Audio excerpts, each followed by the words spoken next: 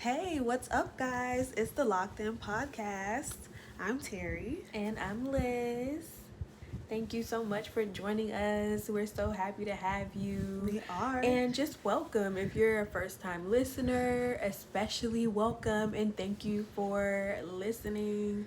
And just hopefully you stay a while, get comfortable, chill, relax, go check out our Instagram, the Loc'd In Podcast. You can check out our Twitter, the Loc'd In PDCST. Show us some love. Yes, like, never forget that. Comment, share, subscribe, follow. All of it, yes. Do your thing. Yes. Come chill with us. Exactly.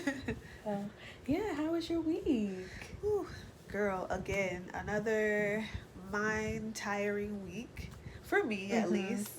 It's just the multitasking and the learning to prioritize and not drive myself crazy. Yeah.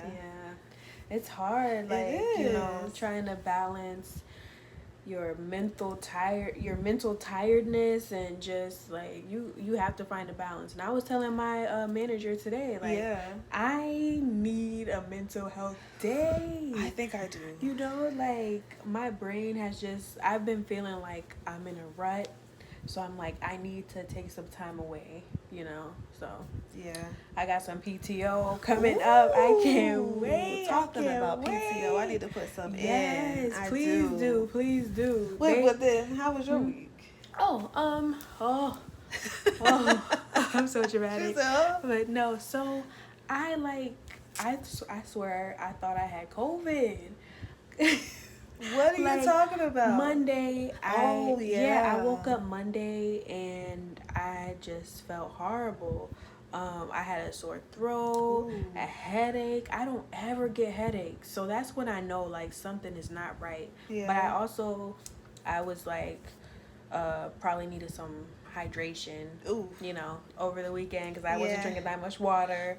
So that's probably what contributed to that. Yes. And then I just started getting the chills and I got a fever. My fever went to 103. It was crazy. Spooky. And I just felt exhausted. Drained. My gosh. I was drained. I could barely work. And I'm working from home. I'm on the couch. I'm wiggling the mouse. Yeah.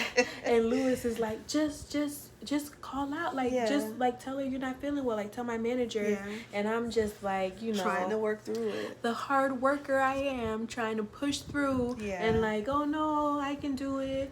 I'm trying to, it's a Monday, and Mondays at my job, they're very important. It's when the most of our really important work is done, so I don't like taking off Mondays and Tuesdays. So it was Monday and I was just I don't really want to take off.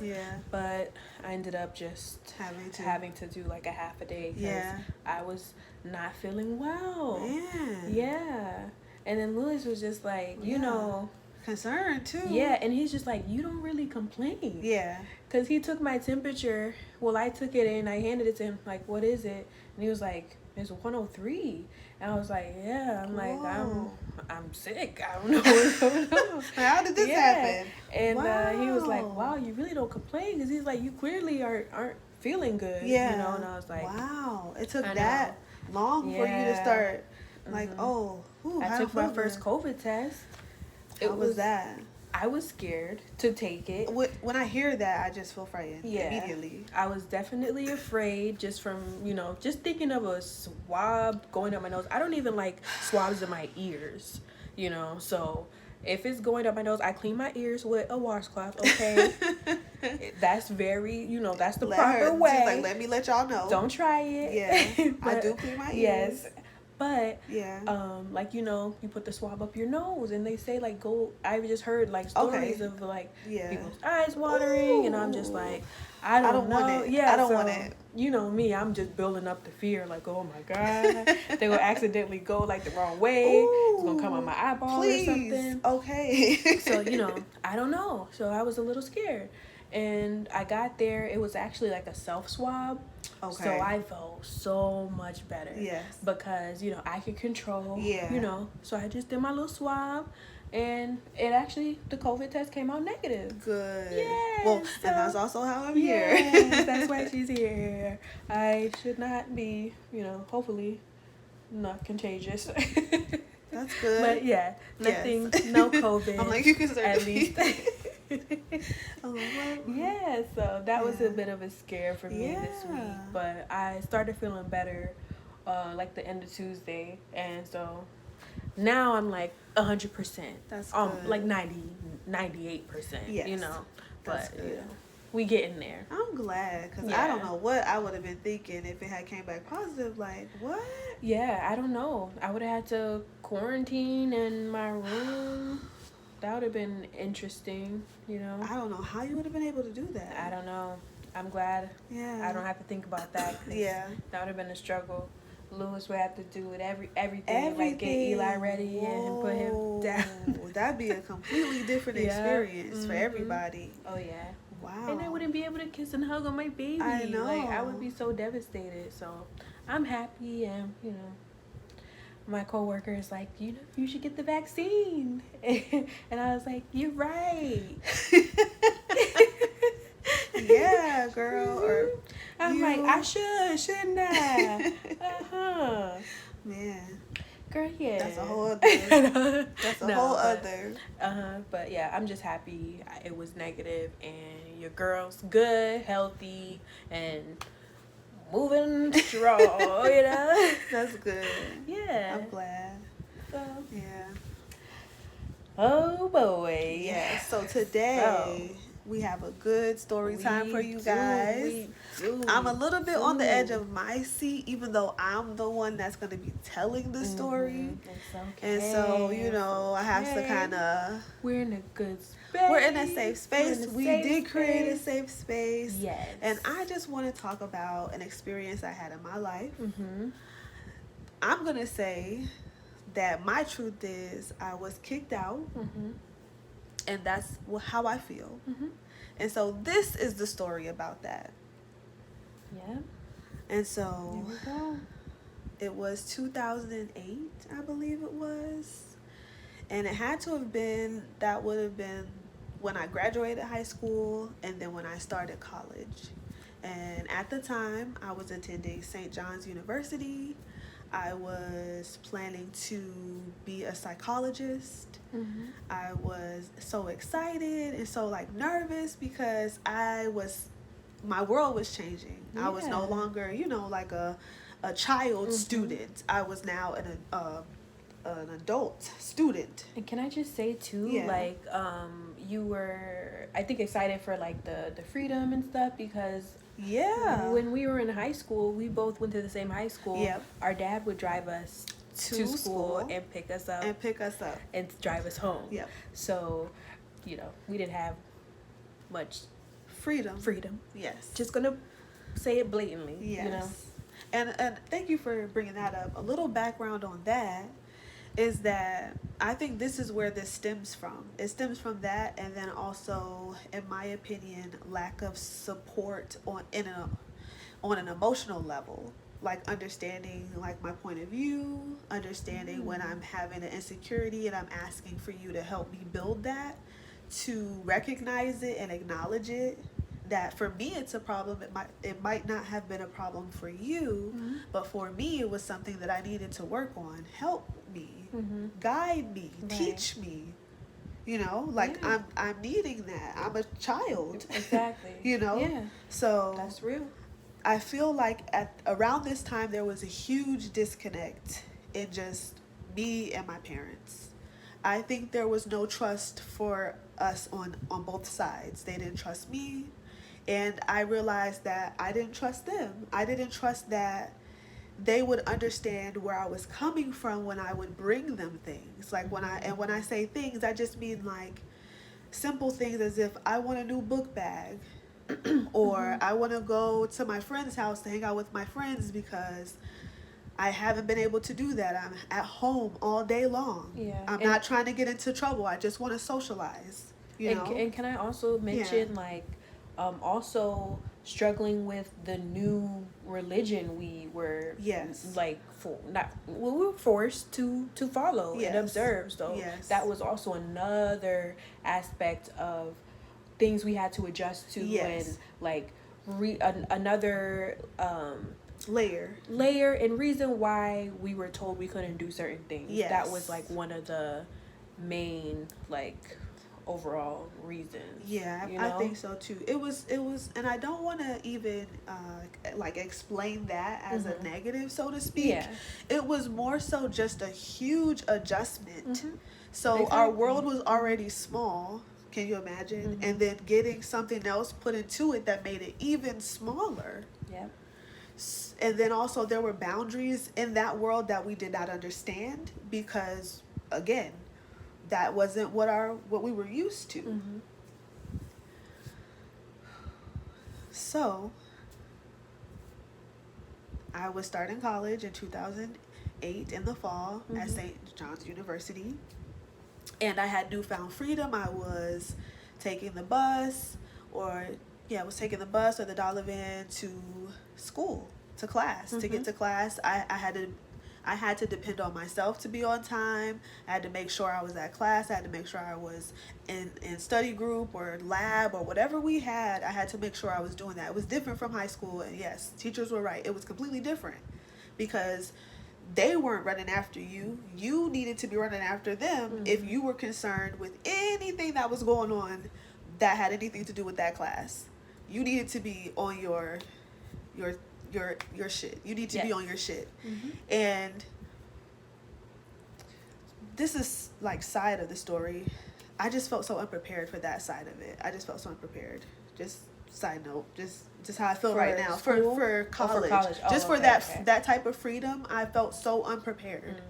It just was too, because I had never been like eased into it. It was just, I was just dropped in it. That's how it felt. I'm sure a lot of kids can relate to that, because it is such a steep adjustment from, having teachers like, hey, where's that essay? Or, like, I need that, assignment. But in college, it's just, oh, that's a 0. I don't see it in my papers. It's a 0. So it is an adjustment. That, and then also just the having to worry about back and forth, not used to being alone, going out into the world by yourself at different times. Sometimes I'm coming home and it's like 8:00 because I'm taking the what is it? Maybe not 8. Maybe like 6 or 7, because I also worked at school. And then when daylight saving time changes, I'm coming home at night. It's the sun is not out anymore. So that's also things that were going on. This is just back information so you guys kind of understand like my point of view, how I was raised, and things like that. So I also have friends from high school that I hadn't seen in a while because we had graduated in June, and then we were going to separate, like our lives were different now. We don't even see them every day. And people are not even maybe going to school in the same city anymore, don't even live in the same state anymore. And so I hadn't seen one of my good friends, Otto, and he was growing his hair out at the time, and he wanted me to braid his hair.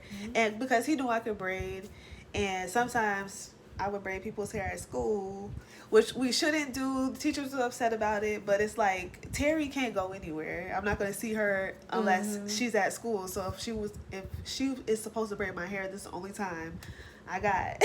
So I would never get in trouble for it because I was a good student. But thinking back, I'm like, dang, I never. I think they would call and say. And then also, like, the security guards and stuff, they were cool, so they would let you get away with certain things. So that's funny that you never got in trouble. I never got in trouble. So, and then so one day, me and Otto were like, he just asked me to do his hair, to braid his hair. So I was like, cool, so let me go braid your hair, and then I'll just go to school, because I also worked at school. And so I got ready to go. Of course, I didn't tell my parents that I was going to go hang out with my friend, because we couldn't have friends, so to speak. Yeah. I know that's not what it is, but that's what it felt like. Let alone go to their houses. Yeah. And if you would have said, oh, I want to go braid my male friend's hair at his house, that would have been a no. Yes. So. Yes. And he really was my friend. Mm-hmm. Because of how I was raised or how I had grown up, I didn't just go into the world with these like aggressive, super aggressive, like alpha female, like I'm trying to hunt some men attitude. Mm-hmm. I just was going to see my friend. I was just going to go do my friend's hair, probably just chill, talk, whatever, catch up, go work, go home. I really strongly feel that there was no reason to be so, like, the situation was blown out of proportion. It was just blown out of proportion. So anyway, I'm on my way to see my friend. I get to the Ave. I take a dollar van, I think, to this time instead of the bus. I took the dollar van to the Ave. And then on the Ave, I took a bus. I don't remember. I know he's going to remember the bus I should have took. But I take a bus and realize, I guess, that it might be the wrong bus because I call him while I'm on the bus. And he's telling me, oh, yeah, just take that one or something. He's telling me I probably should have just stayed on the bus, I believe, if I have it right. Or just to have gotten off and waited for the correct bus because it was still going to go that way. And then get on that bus, and then it'll take me to where he lived. And so I didn't. For some reason, I got off the bus, and I just started walking towards where he lived because in my mind, I'm like, I don't want to stand and wait for a bus. It'll catch me, or I'll by the time I get closer to where he is, because I don't know, I just feel like that's wasting time. I just didn't have time to waste because I want to do his hair and then go to school because that's what the plan was to do, is to go to school. Mm-hmm. So I got off the bus because it was the wrong one. And I called him and he was giving me the instructions on how to walk to get to his house. And then he would like meet me. So he was trying to get me to a certain point so that he could meet me. Mm-hmm. So I'm walking on the sidewalk and there's like some stores on the side of the street. And I see this man that looks like my dad. And I'm like it frightened me. Like, it was like, I was like, oh my God. Mm-hmm. I didn't realize that it was a possibility that I could see him out. Yeah. You know what I'm saying? Gosh, like, it didn't even dawn on me that I could see him out, and then I could also see him in this specific area. The man looked just like him. When I say it was like they had the same head shape, hairline, everything, same way the man dressed, I feel like my father had the same clothes. You know what I'm saying? Like, I was like, oh. So as soon as I saw him, I had to prepare a lie because it felt like a warning. And so I was like, let me just get to where I'm trying to go because I'm really not doing anything wrong. I'm just being a friend. Like, this is a friendly mission. This isn't anything other than a friendly mission. And why should I feel guilty about a friendly mission? Right. You know what I'm saying? Mm-hmm. Like, I really am not doing anything wrong. So trust me. Mm-hmm. So anyway, I think of a lie and I keep going. And as I'm walking, I pass like a subway, and then I start walking past this like gate, and there's like trees, and I don't know what else is up there because it's in my peripheral. And I'm on the phone now talking to Otto, letting him know where I am. And all of a sudden, I hear someone calling my name, like say my name, and I'm like, and I freeze because I'm like, I'm literally like, oh my God, are you serious? Are you kidding me? Who is it? Who's calling my name right now? It's my dad. Mm-hmm. My dad says, Terri? I was like, and I hang up on Otto, and I turn around, I turn to him. I said, hi, Dad. And he's like, what are you doing out here? And I was like, I took the wrong bus. I took the wrong bus and I realized it made a turn the wrong way. Something I said, because I can't tell you verbatim what I said, but that's what I used to explain why I was in the wrong place. And so he was like, oh, okay, well, let me help you find the way to get back so you can go back to school, so you can go on your way to school. Because I had to work, he knows I work at school. And at that time, I could go at any time and log my hours. It wasn't like I had to work a set shift. So if I went early to just work during the day or work in the afternoon to work into the evening, that was fine. And so he was just helping me. He asked what, because apparently he was at like some seminar or something for work. Because at the time he was real estate. Real estate. He was in real estate at the time. So, whew, just thinking about it, you guys. So he helped me, and he asked one of his coworkers or whatever, or whoever there, his associates, and they helped me find the right bus. So I get on the bus to go to school now, because I have to keep with the lie, right? And at this point, I'm very, like, shaken up because I'm like, oh my gosh. Like, what's going to happen? This has never happened before. He didn't seem upset, but I knew it was a bad thing. Absolutely, it was the worst thing that could have ever happened. Like, and it was just so ironic. It was just so coincidental. It was just so just it's impossible. Like, what are the odds? Like, where Otto lived and where like, he where was for that seminar, where he like goes there. I don't. It was like once a few months or just like never in that area. On the same day. On the same day, the same time. The exact same like, day. Walking down the same street. Like, it had you stayed on that bus. Like, this would never happen, you know. There was so many things that could have changed what happened, right? Things, yeah. And I think Dad said, like, he was out at lunch. Like, he had gotten out for lunch, so. It was just. It just. Past but just met at the same. I kid you not, guys. So crazy. It was terrible. So as I'm on the bus now to go to school, because I still needed to go to work anyway, I wanted to log that day, and I called Otto to tell him what happened. He's just like, oh my God, Terri, I'm so sorry. What? He was there? How of all places was your dad, like, really, like, there? Like, how did y'all, what? And so while I'm explaining it to him, or like just telling him, you know, I don't know, I'm a little like nervous or whatever, my dad's calling me now. And I'm just like, Otto, let me call you back. So he's like, all right. So I answered the phone, and my dad is like, Terri, what were you really doing out here? And I was like, Dad, I missed my bus. I really missed my bus. And he said, I don't know if that's the truth. Because by this time you should know which bus you're supposed to be on. You know what I'm saying? Like, he was just like, I'm the same way. But he was like, oh no. Cause and no go. Yes, no. He was like, a lie. A lie to tell. So I'm like, Dad, I promise you, I took the wrong bus. I'm on the right bus now. Thank you. And who all else helped? You know what I'm saying? And he was not having it, and it really troubled me because I'm like, I didn't see no light at the end of the tunnel. I didn't know what could be the outcome. Yeah. So I went to school. I get to school, and I was trying to find myself something to eat because I was hungry, but I had no appetite.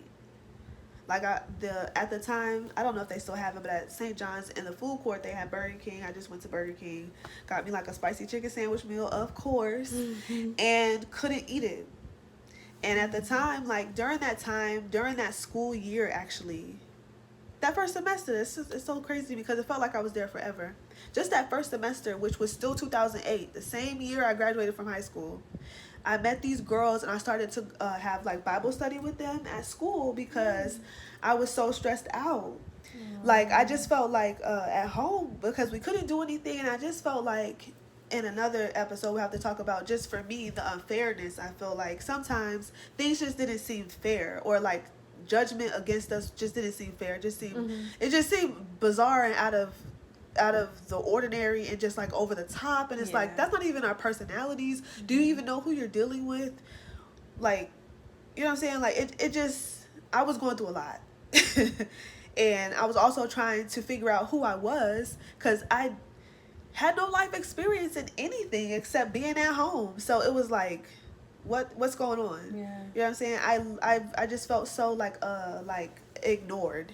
And like going back to when I was talking about how I didn't feel supported emotionally by my parents, I didn't feel like they accepted who I was trying to explain to them I was. I always feel like I'm trying to tell them this is me. And I don't mean it in like this crazy, outrageous way. I just mean like I'm sensitive, you guys. These are the things that affect me. Can you help me build this? How do you deal with this? And they didn't even see that it was an opportunity to build me, you know? So I just felt like they just were not concerned. I don't want to say it like that. I want to say they didn't understand. They didn't understand. They kind of dismissed it. They were dismissive. They didn't understand. I just felt like I didn't have their interest. Right. They weren't interested even enough to try to understand. It was just like, that's part 1 of the story, and we're gonna resume part 2 in 2 weeks. So we'll see you guys in 2 weeks. Yes. So stay tuned because it gets really good. Keep watching and listening. Yes. And don't forget to like and share, subscribe, follow. All that. We'll see you later. Bye.